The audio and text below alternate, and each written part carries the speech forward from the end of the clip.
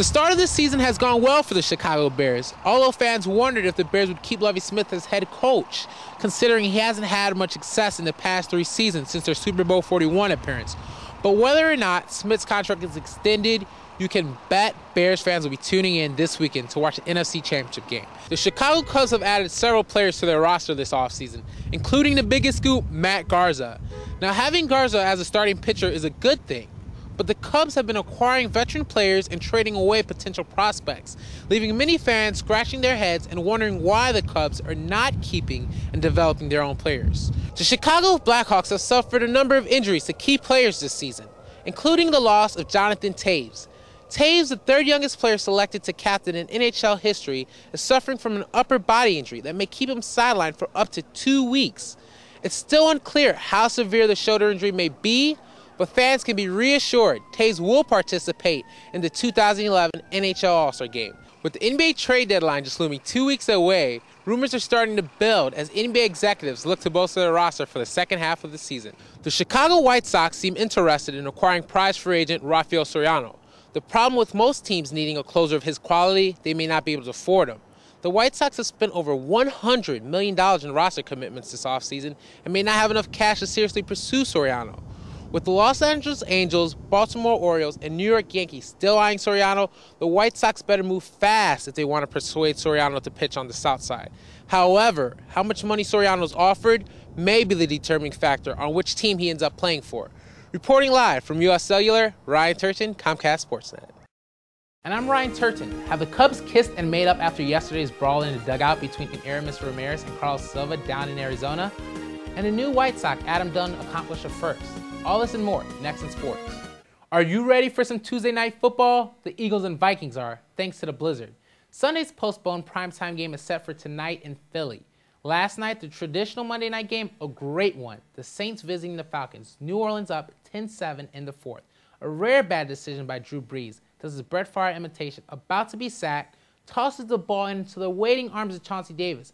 He'll waltz into the end zone. Falcons go up 14-10. But don't count out the Sports Illustrated Sportsman of the Year. Back comes Brees. He finds Jimmy Graham for the game-winning touchdown. The Saints clinch a playoff spot with a 17-14 win. That's the first home loss for Atlanta since 2008.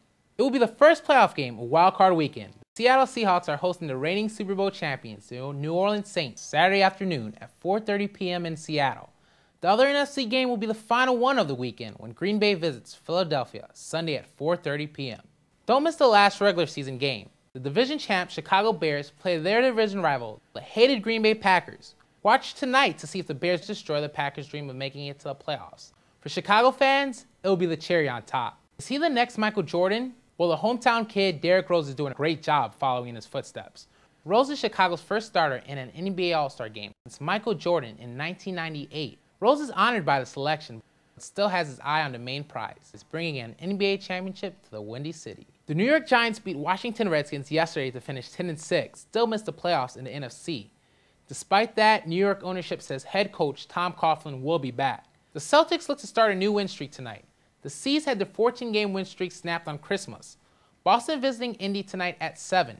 And the Pacers have been a bit of a surprise so far this year. They're sitting in 2nd place in the Central Division. That's it for sports. Back to you, Mark. After pulling out their victory over Louisville earlier in the week, the men's soccer team was ready to prove that the early season hiccups had been cured.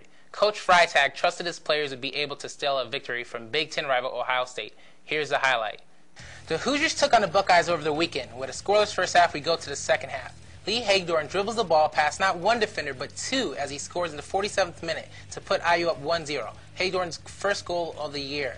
Kevin Austin drops a beautiful assist to Kevin Noshing, scoring in the 54th minute to put IU up 2-0, believing the game is wrapped up.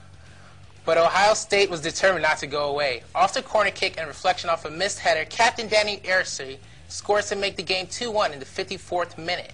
Buckeyes' Tim Gable throws the ball into play off of yet another missed header. Patrick Rowan recovers to tie the game up 2-2 in the 76th minute, forcing golden goal overtime. In overtime, from this penalty, IU is rewarded a free kick. Andy Allard lines up and drills a game-winning goal. Let's take another look at it. Aldred easily puts it in the left corner of the goal. Goal! IU wins 3-2 and improves to 9-4-2 on the season.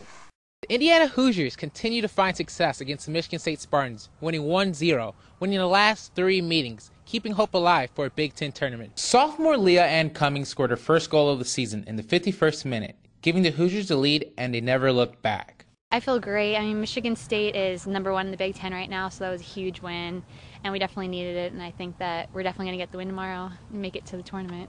Freshman goalie Lindsey Campbell has been extraordinary, collecting yet another shutout in her young career. I approached the back four and the goalkeeper of saying you've got to play faultless soccer, you know, and not just make a mistake here and there, because unfortunately lady luck is killing you, and every time you make a mistake you're getting a goal put past you. So you've just got to now play faultless soccer for the next 4 games. From Armstrong Stadium, Ryan Turton, Hoosier Sports Night.